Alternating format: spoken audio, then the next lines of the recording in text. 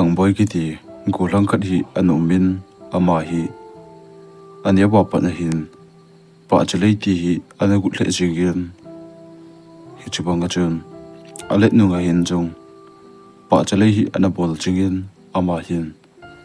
pa chalei abol wa chu hwai ta ta a hin chep hwai ji in lang ahong kele phan hi le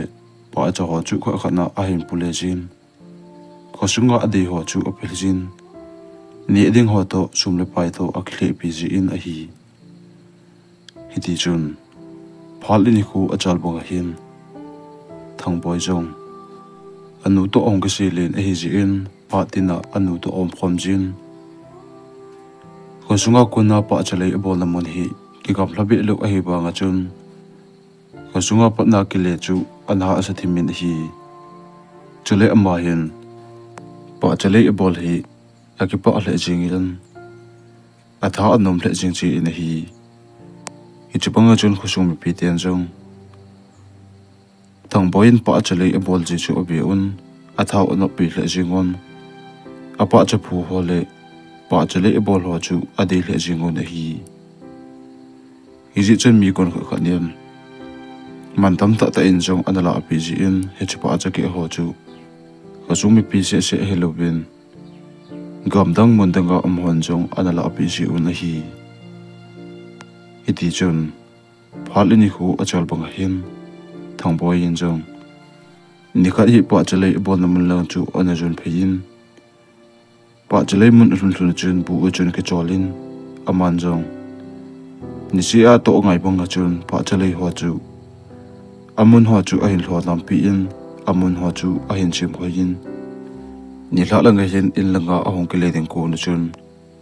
kining lo ba go ahong zu hlan go azu hla azu ba chun thang boy in jong go chu ahin thu in langa ahong kile ta na hi le lam ka la go a ha thu to a hi le mol khat akal hla azu ba chun mol chunga ko na chun pa chalei mun lang chu agal ve tho na hi le pa chalei mun langa chun meilom hi kai jen zu nin pa chalei abon la chung lai ta chun thilba empil khat hi amon aman jong adin na aku na chun hwai ta a abe na hi le hi chuba kang se chu amun ajit la a adang a umpun pa chalei abon la lai lung ta chun awa chu a hwai sial jingi na hi chun thang bo in jong phat chum khat chu ben go aju a go thu thu na apum chinga a hla phwa na chun adam mo do den chu he phanin aman jong mol chunga ko na chun pa chalei lang chu be so talobin in langa akile ta na hi hiti chun in alun chu ba hin aman jong abon ho chu aksu hla pa pa yin jara ke chol do den ko na chun ati hi enu mo se su sam a khu chu asi thimin hi le thang boin jong agu thu alel to hi le mata achen jan ke chol do dingin lupna lang chu zon phin lupna chunga chun imol hadinga akhilim ta na hi le helman lowa ani mulan azan manga chun pa chalei abon na chunga chun an umin aman jong pa chalei chunga om pe lai ta hin gala kun chun pa chalei chungla chu obel le na hi le pa chalei lai ta chun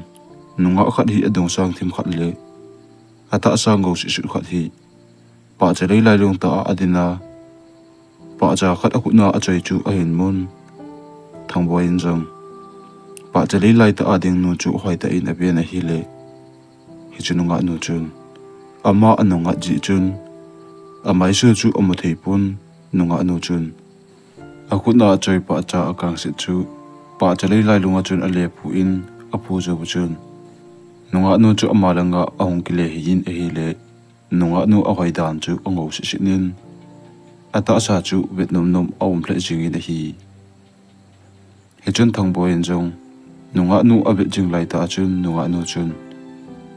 pa chalei agal langa kom chu na lang chu ale ju nin nunga nu chu amang pa pai ta na hi nunga nu aman jo bu chun thang boy jong ai mun a konin ahong king khang pa pai in a hi le jingko jong anawa hatan a hin la ati ino mole ata asa adam mo chu awal chumpun Hizi chun ama zong pa chalei nalang chu zun thelo ben ni thum ta bang chu lup na zal khona akizam hlan ni thum alhin zo ba hin thang ba zong anat na akuna ahong oldam phana chun anu ko ma chun pa chalei langa achi ki ting dan chu a he chai na hi le anu chun thang boy chung khat ki chol ta di o nalel to a hi le azule ahong ta mo ki ni ti tin a hin la thang boy chun ni thum lang achi lo hi phana chun anu ko ma ale se na hi le anu chun ima se be lo be chun anana pi in thang boy in zong abon ho chu le khelin apo chu ki pu in pa chile nalang chu anazun ta na hi hiti chun thang boy zong achi apa na chun ni dang to bang lo bo chun alungel chun thil khat hi ai kilang banga chun a hi jingin a hin la alunga agel le akilang jing chu I ti agel banga chun ipi agel ham bang a he do thei pu le hi chun man jong mol chu akal do zo chun mol chu pa din pa chalei abol lang chu akal be thona hi le ni dang to bang lo chun mei kai di du in amun lang chu gala panin hoitein amu thei pu le hi chun thang boy in jong mol chunga ko na chun pa chalei lang chu ale zo su in pa chalei na mun pha pha chun aman jong pa chalei ho chu abeli le na hi le amanga amuna chu to ke tu chen chun nunga khat anen din na mun chun pa cha akang si khat hi amun ama chun pa cha dang ho chu abeli le na hi le pa cha dang ho chu to te dingin chu pa cha chu aza chu min mina be dingin jong a hoi le jingi de hi chun thang boy en jong kidang asa to a hi le pa chalei lai long lang chu ol ola azun phein amun apha den ko na chun pa cha chu abe na hi le chu pa cha chun annam atui dan dan chu hui a hong na chun thang boy en jong pa chanam chu a hin che in annam chu amui hel hul chingi na hi thang boy en jong pa chanam chu annam atui bal chi in pa cha na lang chu anai pe che in pa chanam chu ana ta na hi le pa chanam atui dan chu pa cha dang ho to abang pun chole adu jong alin the jingin apa jong pa cha dang ho pa ngai na chun asa chu min len jong alin the jingin hi hiti chun pa chum khat chu thang boy in jong abe in chum khat ta bang aketun jo be hin pa chale chung ho chu a hul le tam chole pa cha chu obe pe lai ta hin azan manga nunga akhat anatin namon chu to kilo sa aphalin hoita achun aki kelin a hile azan manga nu mei khat anamunun pa cha ana chaya ana phu chu a hin kel do in aman jong pa cha dang ho to aphu kha lo hi ji chun hi chu pa cha chu azan mang chu ata aba a hedem tin lungtung ta achun pha chom khat aki gel thlan chom khat jowin aman jong pa cha ni danga ana phu ho ngai na a chepa cha chu aphu kha lo ji chun amang chu ata a hidin yin mona a he nei pan ta na hi hidi chun pa chalei ho chu aman chu a hil thobin ni hla chu pha hi ta ji in apu ho chu ki pu in achunga patna pa cha a hil ho chun pa cha a hil cha bep chu aple pu pi in langa akhile ta na hi hidi chun mol chu akal da jo ba hin khojin hla ding kon jo a hitam thang boy in jong mol chu apha na ko na chuna kile hin pa chalei lang chu ale in na hi le pa chalei alai long ta chun pa cha ka set amun achun thilba khat hi amun awa chu I am pulin amit chu ala le jing in hi hedi chun thang boy in jong pha chom khat abe chu ba hin in langa ahong kile in alun chu ba chun anu ko mahin heno pa chale ya chom khat ka gi do dinga hi ka pa chale bol na manin hampa atam thlai tan hampa ho su thing pha da hi ta ji in chom khat hi ki do le in langa ke le jong ki ol do min tin nom jong ki sa do min ti tin anu ko ma se pi in hi le anon jong achapa in se chu anop pi in ni hla achun aman jong pa cha ai le pu kham kham chu ko sumi pi te to sum le pa hi han ni ding an chang ho a akile pi in thang bo in jong in lang a hin le chu ki ta na hi aji nga hin aman jong ni hla a an chang le sum le pa ya akile pi ho kham kham achun ni ding ho achu in ni ding ho chu ki pu in pa chale im la nga gi do ding achun apu ho ki simin aman jong sun kim dan ho a hian pa chale lang chu an chon ta na hi hiti chun ni hla lang hin ama jong pa chale mun chu hlung yin a hlun ju bahin bu chun chom khat ka chol do na hi le ho jong a jing la pa pai tan ho jin la ju bahin thang bo in jong bu noi laga pa chale im lang chu ale ju su in hi le pa chale im na pa ding ko da hin gala ko da chun tilba ka hi pa chale la lunga ko na a hin kal mu thon aman jong hoi ta achun abian hi le pa chale lai ta pa cha kang se ki achu a hi chu et mu phalin thang boy in jong kidang asa to a hi le ki chathim ta achun o lo la anai lu nin hi chi pa cha kang se januya aba na amna phading ko na chun aman jong hiti a abet pe lai ta chun pa cha chu anam ong ha chi chen na bel chung la se chu anam chun athim min hi thang boin jong anam chu nam tu isa wal che in pa cha na chu anai lu che chen pa cha phung ko ma chun ki tung hlan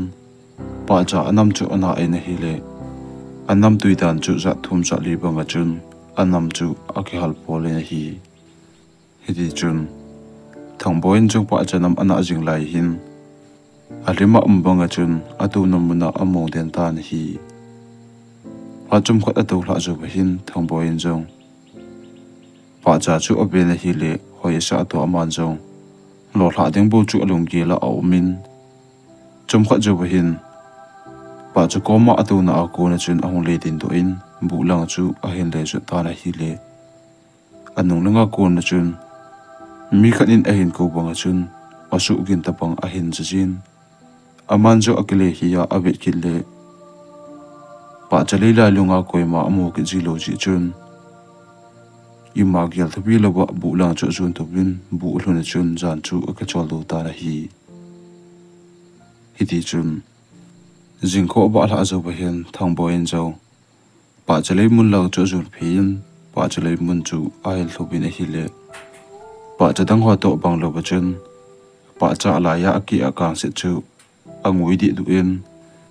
adole apa ho chu a joi di du in hi hiti chun suri luma chun thang bo en jong pa chale chu en thobin ni hla la ga hian pa cha chu ale bi din hi le pa cha chu a hal tul tul le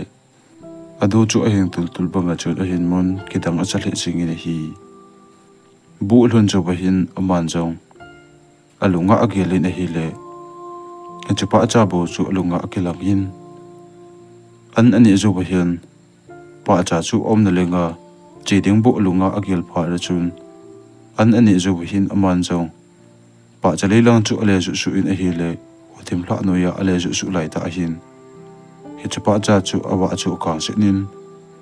mi na mo denga jong dei om le jing in hi tang boin jo anai lu chana chun pa cha chu lo hla deng bu alunga omin amun apha deng ko na chun aman jong ipitinga kalung ke la hi pa cha hi lo hla denga bu hi dem tin chom khat aki gel hla ju bu chun pa cha chu aman jong akunga a he bong in hi le hui le ba de du om na bel la chun a hung nungin thang boin jong pa cha hi ti a khutna a chai pe lai ta in pa cha adu ho chu huin amut mangbanga chun ol ola amang ta na hi chun thang boin jong kidanga sa to hi le hiti a khutna a chai chu bet pe lai ta hin adu jo che hoya alen mang jo hin apa che che chu apa akang sinin aman jong bu langa a hin kile chuin bu hlun jo ba chun apa akang che chu lup na ka a jemin jan chu ka chol do ta na hi le ajan manga hin pa chale mun na chun an umin aman jong pa chalei sung la chu obele le na hi le azan manga nunga mel hoi ta khat anamunu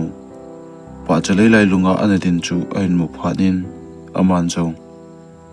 gala pa na chen koini him tin adong ta hi le nunga no chun ke hibu we a hin tin hi chun thang boin zong koina him pin adong ki ta na hi le nunga no chun heo ki chahi be yen ke hibu we heo na kom ka hin lun thein ding le na kom ma kong kila thein dinga hi chapa cha hi ken zong na pa chalei hon chunga ka hin phu a hin hi chapa cha nangin na hin to kha ding le na hin lo ding chu ka nga chinga hi tunin nangin na hin lo hla ji a na kom ma hong kilang theile na kom hi hin nai lu theya chule nang hin ho pi theya ka hin a hin la masanga chu iti hin nai lu ding khati wangen na kom hi kai nai lu thei pon tun na kom kai nai lu thei tai heo tuni apat na kom ma kong kila thei jing ti a hi tai tin chom khat ta bang tham boyen chu abe ju bu chun ai mu na a ko na ahong king kham pa pai na hi le jing kho zo na ba thatan thang boy jong a thu do pa pai na hi le azan munga nunga ame loi ta no amunu chu a hin gel do pai in aman jong alung gel chun a gelin nunga anu a hoi dan chu a hin ko a amu kha lo le a hit kha lo khat a hi ji chun aman jong pa chum khat a gel do chu ba hin bu a chun bul me ki hunin an ani zo ba hin bu sunga ko na chun pa chalei im lang chu a le zo nin pa chalei sunga chun ana to ban chu a hin tong be na hi le nunga nu amu na chu a hin gel do in aman jong nunga nu amu na la chu a be le na hi le nunga nu amel hoi dan chu alung gela atha a hong kilang in nunga nu mo deng bo chu alunga an to pumin a hin gel da na hi hi chun thang bo in jong phatum khat pi hi ti a ana to puma a gel jing lai ta hin nunga nu in azan manga tuwa pana na ko ma kong kila thei jing ding a hi ta i ti chu a hin gel lo pha nin ana to na chu ope pe na ada hlan bu lang ajun phin bu ulun jo bu chun alup na ka a pa cha koi chu abe na hi le adu chu ngoi hlalo le mo hlalo bonga chun adu chu a heng se jing in hi hi chun thang boin jong kitanga san a khut na chun aga ala na hi le a khut na ala ajuwa a khut chunga aw ma po na chun pa chanam an ja ji chu anam chu atha a hong nam ki nin anam atui dan chu aza chum hle ching in hi chun thang boin jong anam chu anam atui bal chi in pha chom khat chu ana in chom khat jo ba hin a khuna ko na chun alup na ka achun ale koi ki nin a hi le a khuna a chai ju ba ale koi chun bu sung bel la a anam za chu huin amut bang bang a chun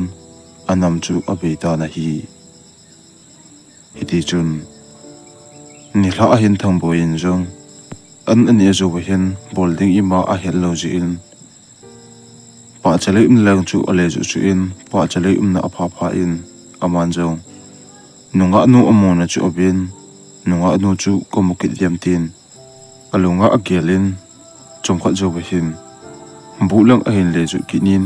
aman jong bu ulun jo ba chun lupna ka a koi pa cha chu ale bit kinin a hi le pa cha chu a heng senin adu chu oba se senin a hi hi chun thang bo in jong adu obe chu ba chun pun chu ale khu kum kinin jan chu a ke chol do ta na hi le azan mang him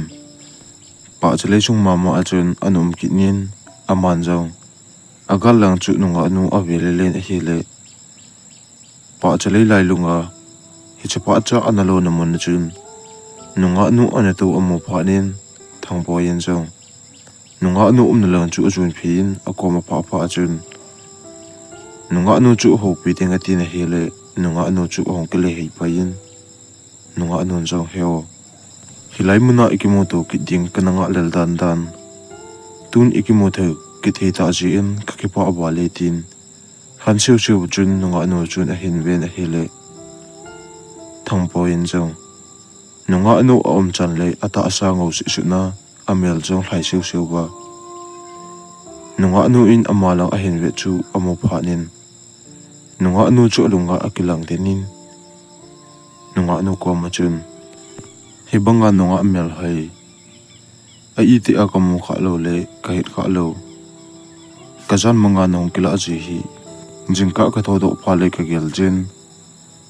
tu a kazan manga kamu hi kazan mang mai mai a hidem pin long ta na hi le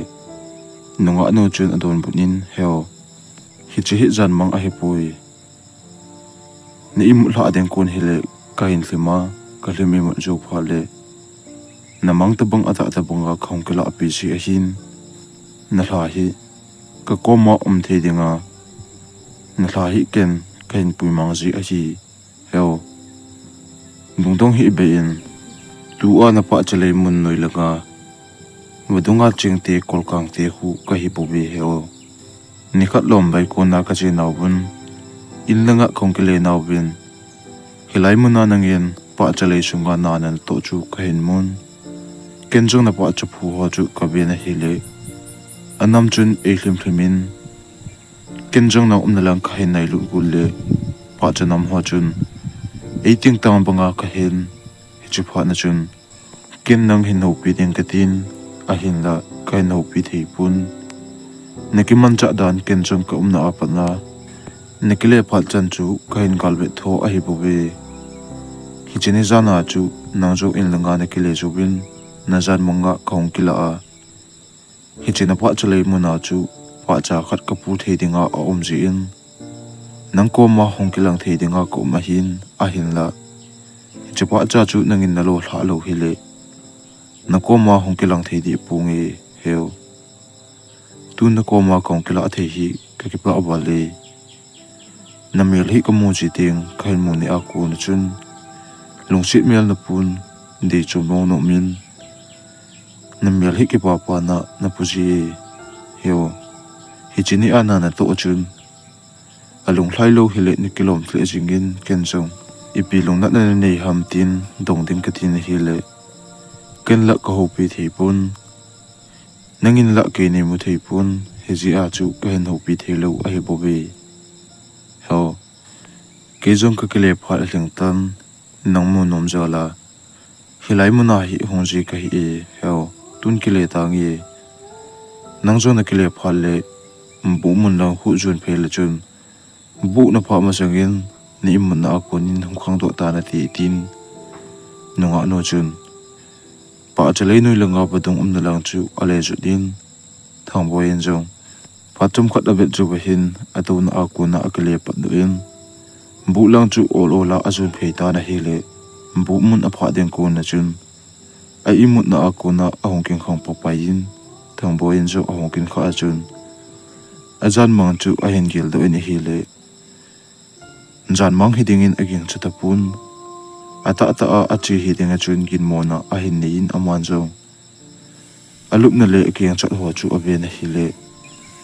jana ai mut ding ko na koi banga chun anaki koin a hi he chapa na chun aman jo a hla a ki mo pi hi e hin het phanin nunga nu a hoidan bo chu gelin nunga nu na thu se ho chu alung kiala abe denin nunga nu mo deng bo hi alunga a hin gel panta na hi iti chun thang boin chung ana to ngai bonga chun lobu a ko na akum hlan pa chale chun na chu a hin tong ki nin a hele itin na ato obanga chun alung him him om thei ta pun jan ai mu hla zo phale nunga nu amo deng bo chu alunga a om ta na hi iti chun ni thla langa hin aman jong nunga nu amu nom wal ji in na chu tong te lovin bu langa ahong kile in bu uchun bu lame ki hunin akisa boi chul chulin hi ko tim hla jo be hin aman jong an ho cho ni do in ani do jo bin mata a imu ding ati na hele ai mu hla thei mo ta pun ai mu hla thei lo pha na hin polanga chun apon do in hele polang apha pha in chunga hlawa chun a hin salin hlawa anop dan chu thang boy in zong nunga nu hi ata a ki mo pi le o I tin nop ding hitam lawa no ya ki to khomin tin lunghel na le gen thein hawa zong ki sei khomin tin ki pa na hi cham ki men ti tin nunga nu in kol kang te ka hi a hin ti chu a hin gel lo phanin thang boy chun nunga nu lunga a gel chu thil khat a hin gel lo pa pa in masinga anun an sei pi kol kang te hi miem ta a hi lo dan le miem te to an ki ngai ji dan ho tuchima an sei pi chu a hin gel do phanin thang boy in jong alunga chun pha chum khat a gelin a hi le nunga nu adon da ada hla deng chu agel thei mong pun nunga nu mu deng kal nga alla hin khu anaman chu a hin gel do phanin anun at se chu gel phalowin nunga nu jo chu a hin gel thupin bu langa a hong kile kinin bu chunga chun pun chu kisilin chan chu kichol do dengin akhimin a hele pun no ya koi pa chanam chun thang boy chu a hin hlimin thang boy en jong pa chanam a hin cha pa na chun ai mut na su tul tulin a hlima umbanga chun hetman lowa ai mulha jawa hin pa chalai chunga azal mang tabang ata tabang hin a kinin aman jong nunga nu chu a hole len a hi le nunga nu chu umutapun pa chalai ning khat lan chu obe na hi le aning khat langa thingphung no ya nunga nu ana to chu kala pa na a hin mo phanin thang boy en jong thingphung no ya nunga nu na lang chu ale ju nin nunga nu na kom pa pa hin nunga nu kom ma chun helai muna 18 na the ki tam pa chalai chunga na ji hilo ham tina dong ta na hile nunga nun chong heo pa chalai chunga kananga ale kanga lelwal pha na hilang na hi kanum chu a hi a hin ti pha na chun thang boy chun zana ne kachol do ba lo ji a nunga nu in ananga alal a hi chu a hin he do phanin nunga nu ko ma chun kalel bala a hi le pulanga kapol le lawa chu kanup sa bala imu ba thei lawa chum khat ka to de na hi tin nunga nu ko ma chun now namin ta ni chepi thei ding ham namin ka het no mi tin nunga nun chu dong ta na hi le nunga nun jong heo kemin ai leng ai bobe ai lit nang min pi ham tin adong ta na hi le thang boy en jong kemin thang boy namin angai ai thea ai le ai leng nang hi ta mela kamu the ding lampi umlo hitam tin adong ta na hi le nunga anu chun pa chum khat chu thang boy aven chum khat chu chun thang boy ja heo ke hi ka thani nan na ko ma ta mela mu dega hong kilang the chu ka hinai a hin la jan le bo tha ka ni in jan pha le bo na ko ma ka kela the ding hi chu a hi a hi le thil khat na bol na lai anga yi heo tua nangin pa chana lo khu apa aku heng na lai ding a hin apa aku a hin chana ke hi na ko ma thei chule mo lo ding a hin nalup na ka na koi he chapa cha khu nangin jong apa aku si halin lang jan sot phale bu chunga khun leilai yin lang lei ku a chun apa na si hal lo chu buile chun na wi jo phale na ko ma khong thi ding na ko ma khong kala thei ding hi tin he chun ai lengin jong hell ke jong ka kile phat ai tai nang jong kile ta na tin nunga no chun hell nang kile ma su atin thang boy en jong ka kile ding a hi ta le ai leng na khut hi khat be be tu the ding ham tin adong ta na hi le nunga nu ai lengin jong hengi heo nei tu o atin thang boy en jong ai leng khu chu ga tu in a hi le miem ta sa atham banga atham kha pha da chun thang boy jong akipa le jing in hi chun man jong ai jong le jing le ha le ken na sei bangin hin bol ta ngi tin amuna pa na chun bu langa akile in a hi le bu apa den ko na chun ai mu na ko na ong ken khang pa pa in a hi le jingko zo anaba alatan aman jong jingko aba ala zo bahin azan bang chu ahin gel do in nunga nu koma akila azong ahin gel do phanin nunga non kakile phat ahling ta iti chu agel le jingko aba ala ta azia akile gut ahi chu ahin gel do phanin nunga nu amel hoida le phat chi a hiti a azan manga akila phat le chun thangbo in jong nunga nu ai leng chu ngai na khat ahin nei ta na hi hiti chun nunga nu mel monom na le ngai na a hin ko en man pha na chun ana to jong tong thei thalobin nunga nu amel hoi dan le aphat dan awa su oniam dan alunga agelin akut na atham nunga nu akut chu agelin kipa na le alung gela nuinan hin khu ahin mang panta na hi hiti chun nunga nu in asei ho chu bolding kal nga lelin na chu ahin tongin ni hla lang ahi pha na hin aman jong bulang chu mata a ale chunin an aki honin an ani ezo chun njan angui a njan so ding chu nga lel te jingin aman jong pat chom khat mi ti a ain nga zo hin njan jong chu om so chi chi in jan so nunga hin punno ya pa cha koi chu aman jong punnoi lang chu ale zo din pun chu opogin apa cha koi chu obe na hi le adu ahing si nin adu chu oba si nin zana hi ta ji chun adu chu bet num num a om me na hi chun man jong nunga nu in a sei banga chun apa chu asi halalin bu sunga chun leiko chu alayin alai jo phanin apa asi halalo chu ale bui ta na hi le ale bui jo chun om na bel chung la chu hu yong nongin hui nun jo chong kha jo bahin bu ko chu om ki bengin ai ling asu a ko nu chun heo ko ne hon piu ai ndi chu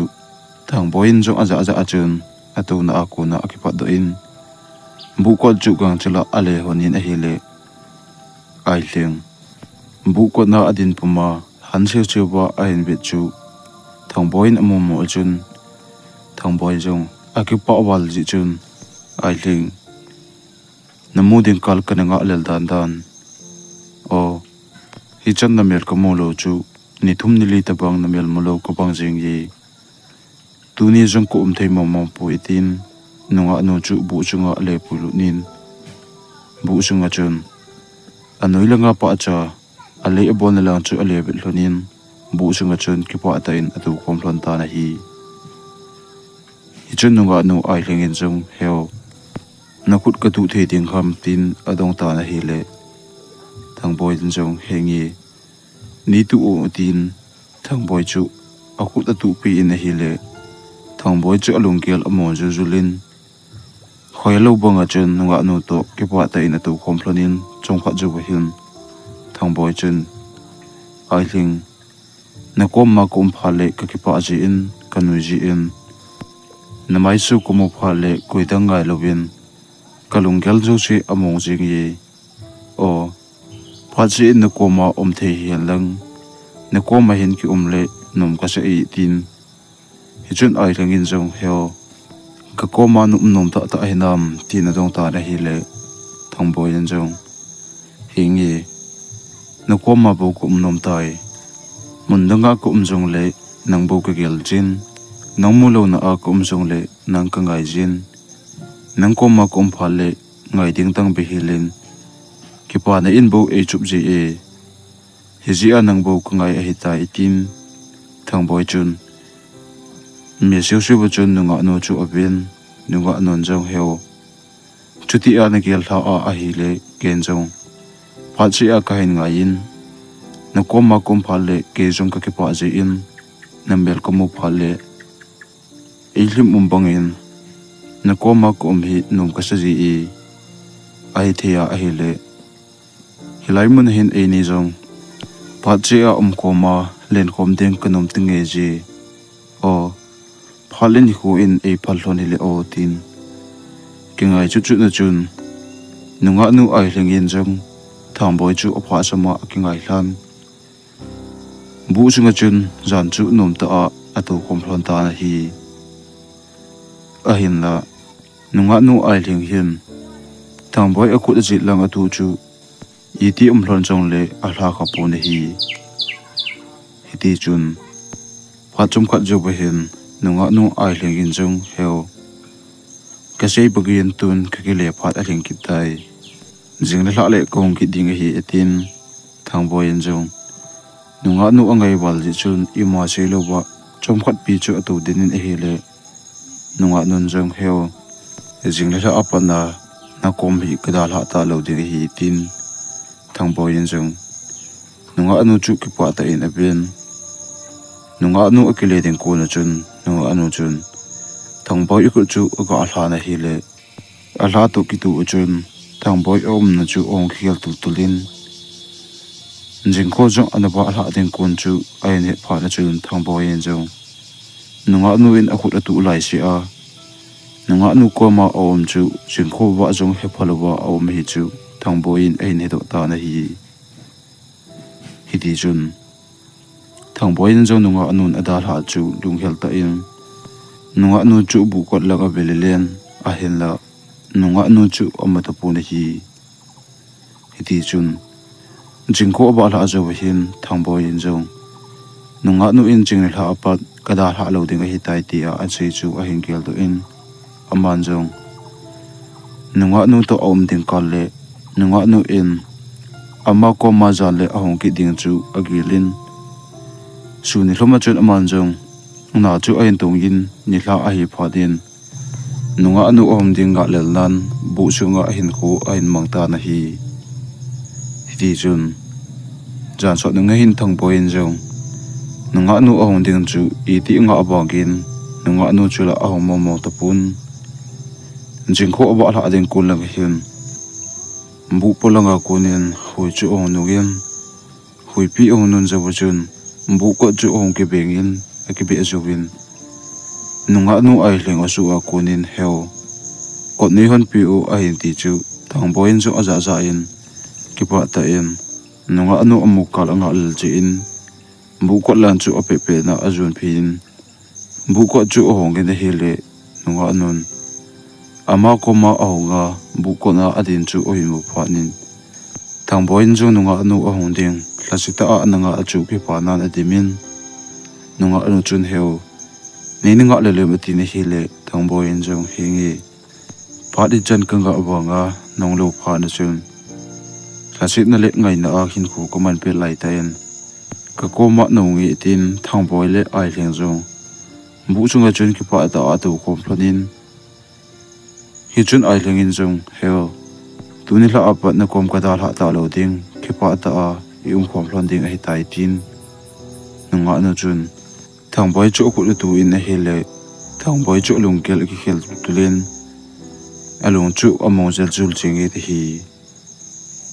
hiti chun thangboy in jong ai leng ko ma chun ai leng ni da la te hi be ni tin akut ka lang chun ai leng akut chu tu in akut ka lang chu ai leng in akut tu pi in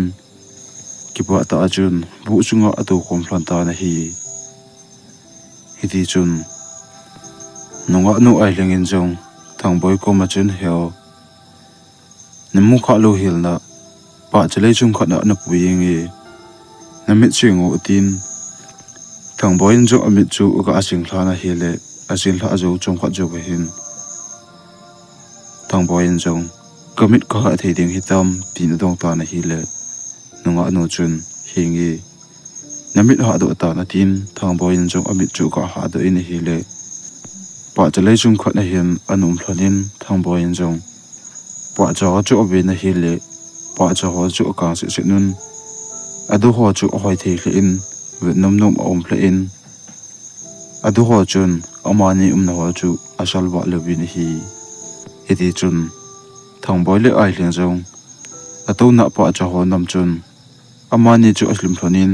ki pa ta sun le jan ti umlovin pa chalai chunga atu khom phlan ta na hi hiti chun phal ni ko achal boga hin ni tampi ache zo hin thangboy inun jong thangboy ina ahong kile lo na asot pha na chun thang boy nu chu alung kham chi chi in aman jong thang boy ong kele lo na asol phanin khosunga go lang ho chu mi pha pi kitemin thang boy holding yan pa chalei langa chun anasol ta na hi di chun khosunga pana go lang hon jong thang boy in pa chalei abon lang mun azo chinglai yun ama hon jong mol chu kal do zo bun pa chalei abol lang chu agal be tho na hi le pa chalei abol na chung la si se chu meilomin akan khomin a hin la akom azit la ho chu mei khiti azing kit pu ni hi chun go lang hon jong kidang asa auto a hi le thilom dan di the sa lo pha nun ama hon jong a pe pe na chun thang boin pa chalei abol lang chu ana chu lu taw bin hi di chun khosunga kona go lang hon jong thang boin pa chalei mun abon la pha pha win pa chalei sung la achu obelele un na hi le thang boy la mama pu bun ama hon jong thang boy mu lo pha nun me a ha jin to a hi le ama hon jong ilai mun la ai hol da o hitin bu lang jo hi le jo no hitin bu hu ko be o he ti tin ama hon jong bu lang chu ajun tu bun bu ulun lun bachun bu sung chu oga abe un a hi le abe ne to ke tu in bu sung lai da ajun thang boy chu ata sa go tu le agu le chang ki sung de du chun thang boy chu bu sunga ana to chu a hin mu pha nun go lang hon jong thang boy chan chu abi un de hi le thang boy chun amit che che atol le le a cha jong chat lo ba hi ti a chang pe pu a akitun chu mu pha nun go lang ho chun kidang asa auto a hi le thang boy chu hu pi un a hin la thang boy chun ama ho chu we jong a we pun don jong adon bu pu ni hi chun go lang hon jong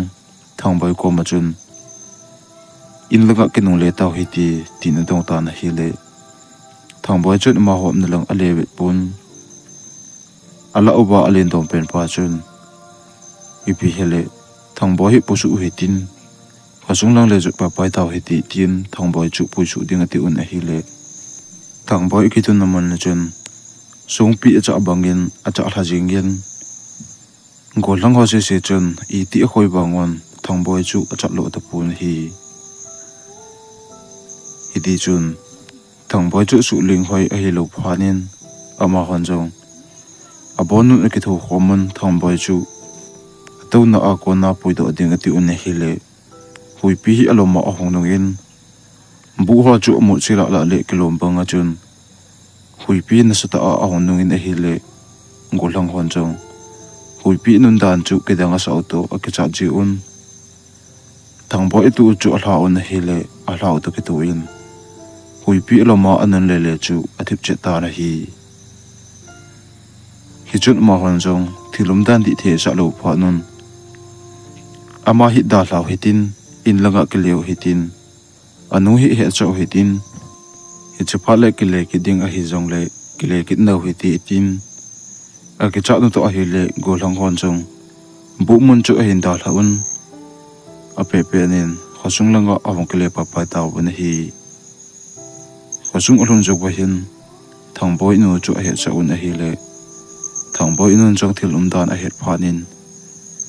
thang boy hi ti a bu ne lo al ne lo ba bu sunga ata sa jong cha do lo ba ata sa jong ko phla de du a thiding kon bonga atu chu a het phanin apu na to a hi le thilum dan di the sa lo phanin aman jong thimpu khat hi ki mu pin thimpu pa chu thilum dan chu sei pi en hi le thimpu pan jong amun lang zu no hitin ipi hele amun ipa pha le boldenga lom chu bol taw hi di tin thang boy enu le osunga kona ko hlang mi them kha chun tempa pa to thang boy in pa chalei mun abol na lang chu ana jun taw bin hi di chun tempa pa le thang boy enu le osunga ko hlang hon jong thang boy in pa chalei abol na mun apha pha nun bu lang chu azu tu pa pa yun bu sunga chun the papan jong lu ding atin hi le thil nam hi a hin chan aman jong gala ko na chun thang boy bu sunga to chu aben hi le thilum dan a ne thimin aman jong thilum dan a he them pha na chun gobonga lo kha chu la do in thang boy chu a the khumin a the khum jo bu chun golang ho ja chun thang boy hi pui do on tin golang ho jong bu sunga alu nun thang boy ta sa chu tu un hi le nidanga sung pi cha banga cha chu acha ta pun ama hon jong bu sunga pa na chun thang boy chu hin pui do on apui da jo pha nun thim pu pan jong bu sunga chun phui chamin phui sap jo bu chun pat jang san khat hi bu bel che chu a hin kain pat jang san chu abel kul jo pha nian aman jong phui chu in chamin a hi le phui sap pe lai ta in hui pi hi aloma a hon nongin bu bel che chu amu le le na hi le hui pi chun thimu pa in phui sap pe lai ta chun pat jang san akai ho chu a hong tanin pat jang san atan jo bu chun hui pi chu ma ho na langa a hong le nun le na hi le koima amin ha thei om ta pun chom khat jo wa hin hui nun jo to ki tu in amit chu ga ha da una hi le akomu ba thamboi chu anom ta pun hi ti chun thangboi mu lo pha na chun thangboi nun jong thimpu pa ko ma chun thimpu pa ka cha hoya hitam ti chun ka plan thimpu pa chu adong ta ra hi le thimpu pan jong thangboi no ko ma chun ni ngai damin kiman khathane na le ka hat nan thangboi chu ko do jo ta poi ni ngai damin ti a thangboi nu ko ma sei pe lai ta chun thangboi nun jong thimpu pa ka chapa a hu do de ding lampi khat be lo hitam tin dong ta na hi le thimpu pan jong pha chom khat chu gelin chom khat ju ba hin alampi khat wang o me a hin la hi chu a hi le wang bet na a hi tai tilanu hi atha a hat wal ji in keman khatha cho pun ka ha na le kathani nan tilanu ka zo lo ta ji in kema ka pan nan he chi thil he bol the ta pui tu ana bol ding alam pi chu nangma ta in na bol angai tai tu ana chapa hi anoi langa badong sunga cheng kolkang te nanga akhat to kinga him he chi nanga nu hu kolkang te sung la a thanei pen kha chu ana hi tai hi ji a ken jong katha jo lo hin amani hi ha ta a kinga ya kilong si hei hlon ji in keman chuken jo to poge tun alam pi chu nangin na bol angai tai bu sung khon chi le chun leise le kilai na khat mun na tin hi chalai sit chu lai le chun pa cha ka se set hi adu na mo ding hin hi chi adu ho chu na lu khom ding chu phat le na gen mai sunga adu ho chu na hala a hi le tua na chapa to ki ngai ki long sit thilanunga nu in nang hi ne ki mu pi ding hin hi chi phat le nangi na chapa na ki thum le ding hi chi a aman na phal pi a hi le na chapa na le hu do ding a hen la aman a phal lo wa a hi le na chapa hi ata sa le a hlagau ki le hen pa pai ding a hlagau hi chinunga thilanu hun a kitchen pi pa pai ding a hi tai ki cha hi in hi chi thilna bowling hi ke hon kadal ha do na changa na bolowa a hi le no khompi ni ki tho khompi chun thina chan gi tu the hin hi ji chun tun khosung wa golang hole ke ho na kile katin nangin jan on shot phale ka sei bogin bol chun thilanu chun na koma ahong kila phale wang na bet ding a he tai tin tibu panjong hi chi tai lo chu upai dang om ta pui tin timbu pale ko chunga golang ho chu inlanga akle taw bi hi iti chun timbu pale ko chunga golang ho akle do jobin thangbo enun jong timbu pan a chei banga chun bu chung lang chu jun phein bu chung pha pha chun bu chung chu abelilen a hi le leisit aklai na tha khat hi a hin mon aman jong leisit chu a khut ni na hi le a khut na chun pa cha du kan si sit kha hi a lala akisi la chu ain mu pha nin aman jong pa cha do hal ho chu a hin lu khomin alu khom zo chun mei chun a halin a hele a hal chu chu ba chun bu chung chu thil nam a hen jan anam chu anam sit wal chi eng thang boy no jong bu chunga om so thei ta pun bu chunga kona pol do ding ati lai ta a hin hui pi hi aloma a hong nong in hui pi chun bu ho chu mu chele a kilomin thang boy no jong a ke cha ji chun bu khom kha chu a ki tu in ki chata a chun bu chunga om ta na hi le chong kha chu ba hin hui pi nun le le chu a hong thip chenin hui pi thip che chu ba hin bu ko chu a hong ki beng in a hi le thang boy nun jong bu ko chu a pe pe na adel phin bu ko chu a hong in a hi le a hon to ki tu in